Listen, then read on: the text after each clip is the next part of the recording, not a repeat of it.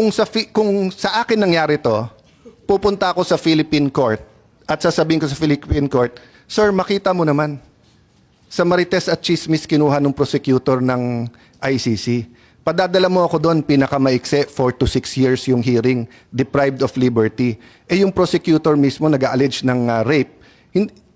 The harshest critics of President Duterte accuse him of being insensitive to women, saying misogynist, masama yung ano, etc. And I won't defend him there. It's on the record, di ba? And also accused him of being insensitive to a foreign national who was a missionary here who was raped. But I haven't heard na inaccuse siya ng rape or ordering rape. Ang alam ko nga, galit na galit siya pag ministreat yung mga kababaihan.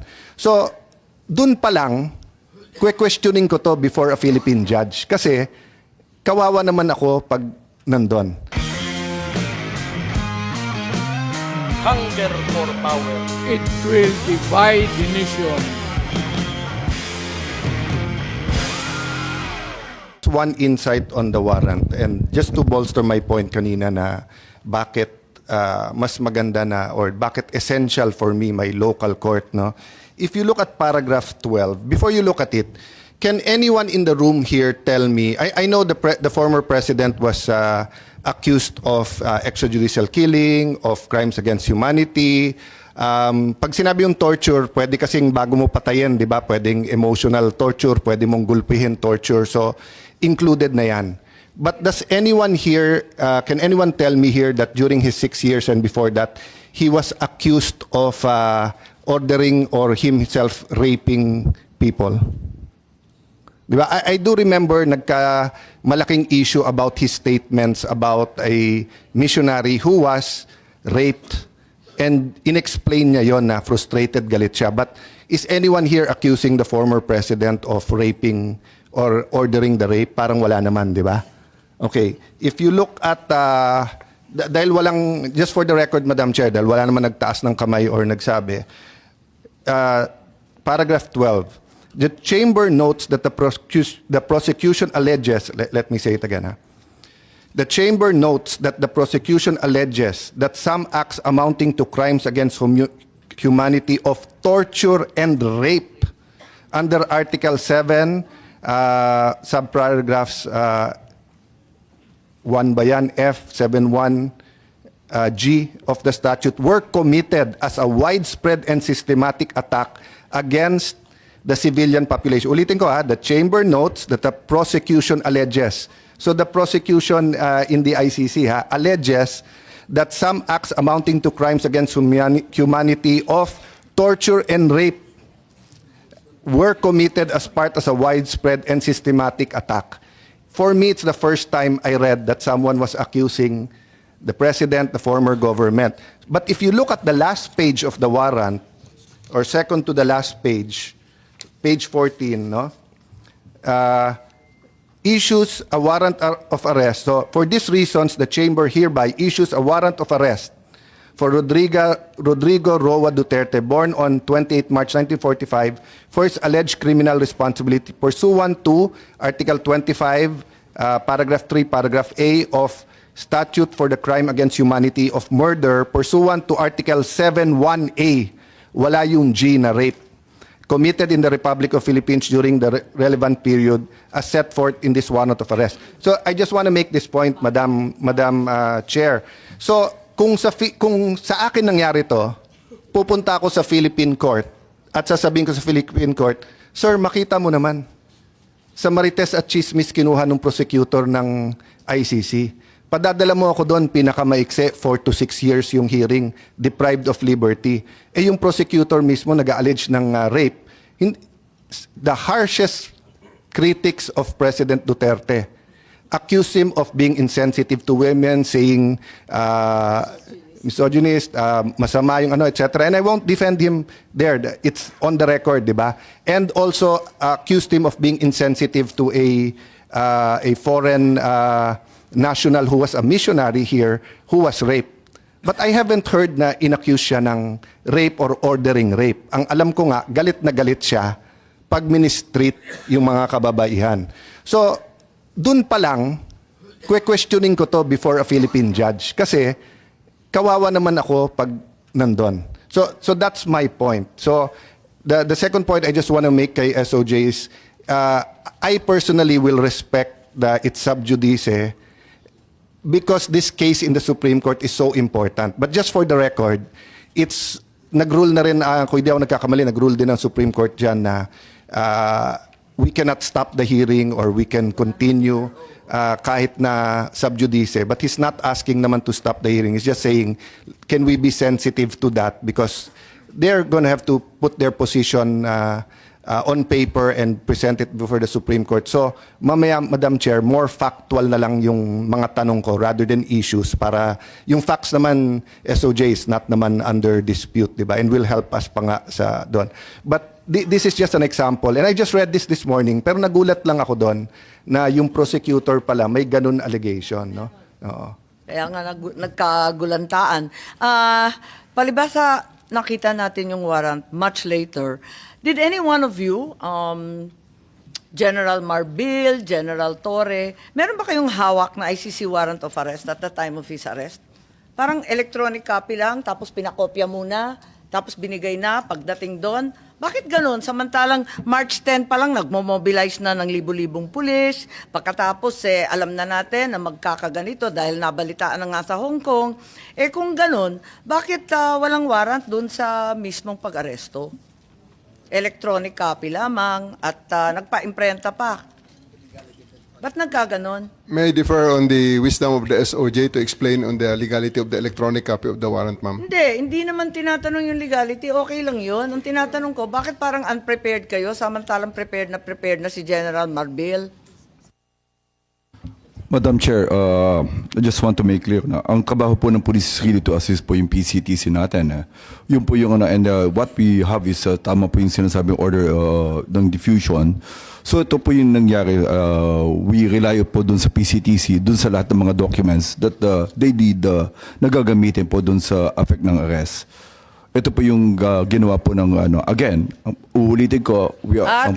Dapat yung PCTC nagdala ng warrant. Ba't nga ba kayo walang warrant? It was stated ipapadala po through diplomatic channels Naka-state po yun So, dapat diplomatic channel. Nangyari ba yon? Kung diplomatic channel yung DFA, ano ba nangyari sa warrant na yan?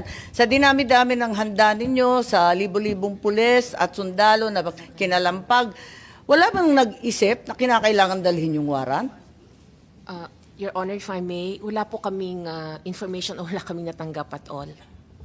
Kayo naman sa PCTC, wala rin kayong natanggap? We requested for a copy of the warrant and we got it the next day. The next day being? The warrant that came from the Kaya nga, what the day system. na? The next day is 12 po. So, hindi rin ninyo na ipakita kay Presidente Duterte? Bale tama si General Torre na warrantless arresto. Pinakita po namin yung hard copy sa 250 pero sa lawyers po natin pinigay. Madam Chair, can I clarify? Kasi ang sinasabi din na redacted copy lang ang binigay, hindi rin kompleto, kaya hindi nila mabuo. At yun nga, nagkagulatan, bakit meron pa? Can I clarify that? Sir, it was a sealed warrant, correct? Hindi. Hindi po. hindi. Electronic yung nakuha po na... No. Ano ang Department. pinadala ng ICC? Kasi parang sa ibang news report, sabi sealed. Pag sealed kasi, hindi dadaan ng DFA yon. So yun nga ang question. What was sealed, sir, was the warrant of arrest was sealed Okay. before March 11. Yes. Tapos kanino, sir, pinadala? Sino magbubukas noon pag sealed? When they demanded a copy of the warrant, we relied on our fail-safe mechanism. We have a fail-safe mechanism to make sure that the documents are secure in our possession. So it's the DOJ that produced the warrant. Hindi sa may bias ako sa DFA, but I've worked with these people. Kasi pag sealed, may option na hindi padaanin sa kanila. At kahit pinadaan sa kanila, I don't think they have the authority to open it. Diba? Yes, but we had to use our fail-safe because the PCTC could not produce the warrant, so we had to use our fail-safe. Yes. But once naman it's opened by the proper authority who's allowed to open it, 'di ba, to unseal it, then syempre Philippine law na. Ipapakita mo talaga dun sa na... Yes, we showed it to the president and to his lawyers. Teka, mapapaliwanag lang ako. Tell me candidly, at the time you apprehended PRRD, nung inaresto si former president, yung ICC warrant, nasa inyo na ba, General Torre? Yung totoo. Kasi you're under oath, alalahanin Yes, po ninyo. ma'am. It is with us. It was already with you. Yes, ma'am. Electronic. Yes, ma'am. Electronic. Wala Yes, kayong ma'am. official copy? Electronic O walang copy, ma'am, hard given copy? electronic copy given to me by Yusek Nikiti of the DOJ, ma'am. Sa DOJ. Sa inyo, kasi parang nagtuturoan kayo, sabi ninyo, na dapat yung PCTC ang nagbigay. Pero wala kayong binigay. Sabi ninyo, dapat DFA. Nalilito po ako. Hindi po. Hindi po nagtuturoan. We had the copy of the warrant, not electronic copy of... Dinami-dami Yusek nang P. nag-aresto kay Presidente. Walang nag-isip na kinakailangan bigyan ng kopya na hard copy, opisyal, at talagang... Binigyan po namin sa... Saan? Saan at 250 po, kailan? binigyan po namin. Nung ma-print na po yung hard copy... Saan yun? Sa 250 po. Sa Villamor? Meron po, meron. Ano yung 250 po? Sa Villamor po, Villamor. Binigyan po siya ng kopya, hard copy po.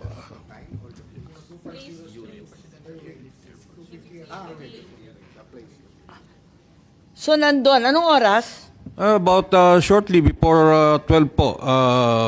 Around 12, around noon at that time po. Noon. Noon time?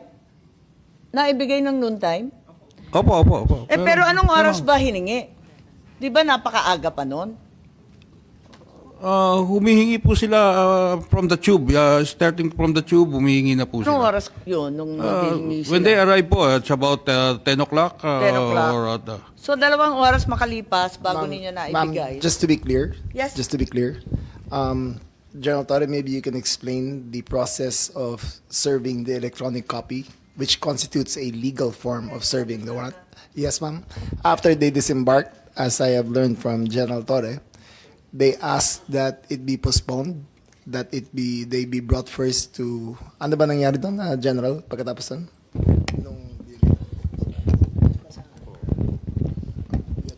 They only disembarked when the electronic copy was produced and given to them. So, kaya sila lumabas. And when they step out of the plane, at the junction of the moving part of the tube, PG Fadulion met them and attempted to read the rights to President Duterte.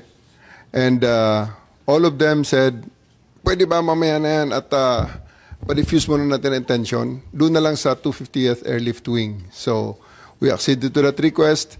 We arrived at the 250th Airlift Wing. They were given refreshments. They were allowed to refresh. They were allowed to, para generally pababain lang ang tension ng lahat. And then we, after an hour or two, we returned, and that was the video that you saw when I was reading the rights in the cell phone, which basically it's memorized already.